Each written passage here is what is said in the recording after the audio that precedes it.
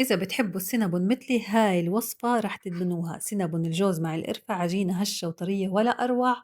والمقادير كلها بصندوق الوصف، وتابعوا معي الفيديو للآخر لتشوفوا الطريقة كاملة. أول شي حبة بالعجينة، جهزت وحطيت الحليب والخميرة وكمان السكر وخلطهم مع بعض وتركتهم 10 دقايق ليتخمروا.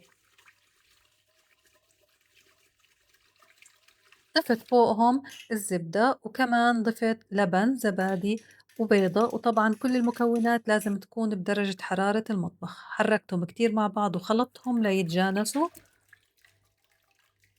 وضفت فوقهم بعدين الملح والنشا والطحين. حركتهم شوي بالسباتيولا تقريبا دقيقتين قبل ما أعجنهم. بعدين بديت أعجنهم بالعجانة من مدة 10 ل 12 دقيقة. في حالة العجانة مش موجودة عندكم ممكن تعجنوها على إيدكم من 12 ل 15 دقيقة.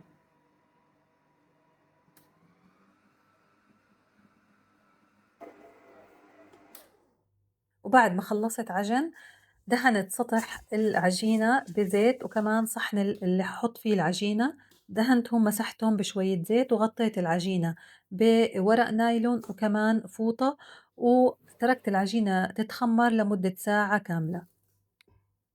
وفي هاي الأثناء حاعمل الطبقة السفلية اللي ححطها بالبايركس، اللي ححط فوقهم قطع أو رولات السينابون. حطيت سكر بني وكمان زبدة وكريمة خفق حلويات، وحركت الخليط كله ليتجانس ويصير ملمسه كريمي وطري.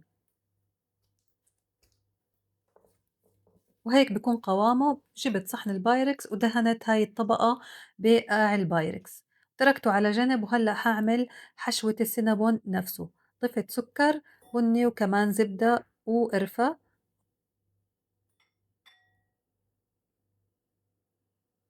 وخلطتهم كتير منيح ليصير القوام كمان كريمي، وتركته على جنب. في هاي الأثناء عندي العجينة تخمرت.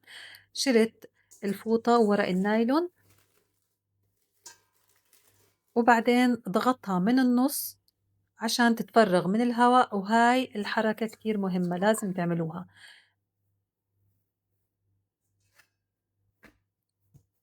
بدأت أفرد العجينة وعملتها على شكل مستطيل ارتفاعه تقريبا 2 سنتي.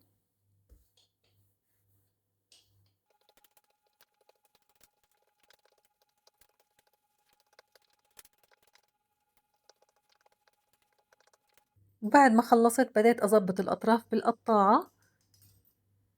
وطبعا الأطراف الزيادة هاي ما ترموها، ممكن تعملوا قطع سينابون زيادة منها.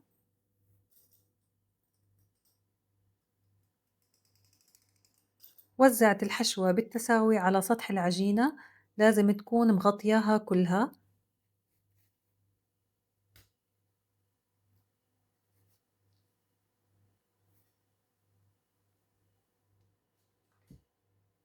بعدين بديت أقطعها بالقطاعة لشرايح عريضة شوي، وممكن تعملوا العرض تبعها أقل من هيك بشوي حسب انتو كيف بتحبوا يكون شكلها، أو تكون حجمها كبير للسينابون أو أصغر من هيك، فبتتحكموا انتو بالعرض تبعها.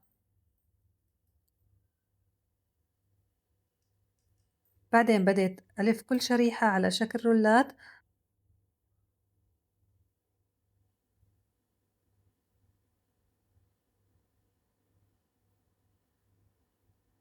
وهيك بيكون شكلها. وحطيتها بالبايركس اللي حطيت فيه الطبقة السفلية. بعد ما خلصت غطيتهم بفوطة وتركتهم يرتاحوا 45 دقيقة. وطبعا شغلت الفرن على درجة حرارة 175 من تحت مسبقا لا يتسخن. وبعدين بعد ما مضى 45 دقيقة وارتاحوا رشيت عليهم شوية كريمة خفق ودخلتهم على الفرن من 25 ل 30 دقيقة ليصير لونهم ذهبي، وطلعتهم. إذا احتاجوا من فوق يتحمروا ممكن تشغلوا الشواية 3 دقايق وتطلعوها، وهيك بيكون شكلهم جاهز. تركتهم 10 دقايق يبردوا. وهلأ حاعمل خليط التغطية.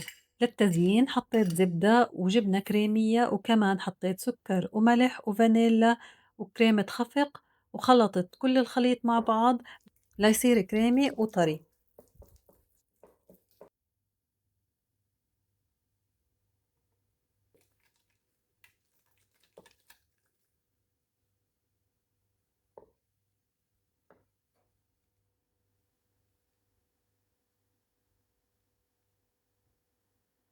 وبدأت أحط خليط التغطية على كل قطعة من السينابون، وطبعًا زيّنتها بقطع الجوز وصوص الكراميل. وهيك صارت معي أذكى وصفة سينابون جاهزة بالبيت، وصفة ولا أروع. بتمنى إنكم تجربوها وتكتبوا لي رأيكم بالتعليقات، وما تنسوا الاشتراك بالقناة وتفعلوا الجرس عشان يوصلكم كل جديد. ونلتقي إن شاء الله بالفيديو الجاي على خير، وباي باي.